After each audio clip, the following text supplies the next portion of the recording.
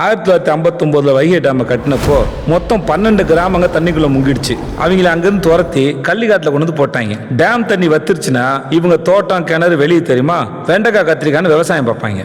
ஒருவேளை தண்ணி ஏறுச்சுன்னா இவங்க தோட்டம் கிணறு எல்லாம் முங்கிரும், சாராயம் கஞ்சான்னு கடத்த ஆரம்பிச்சிருவாங்க. அவ்வளோதான். கள்ளிக்காட்டில் உட்காந்து கவிதை எழுதுறதுக்கு எல்லாரும் ஒன்று கவி பேரரசு வைரமுத்து இல்லைல்ல என்ன.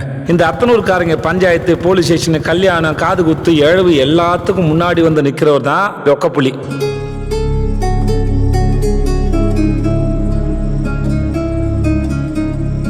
ஏம்பா ஏய், விடிய விடிய உட்காந்தாலதா போன வருஷம் திரும்பி வந்துருமா?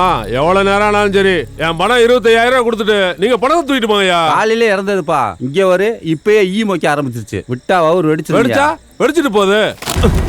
போனோம் திடீர் போயல எடுத்துட்டு போடா.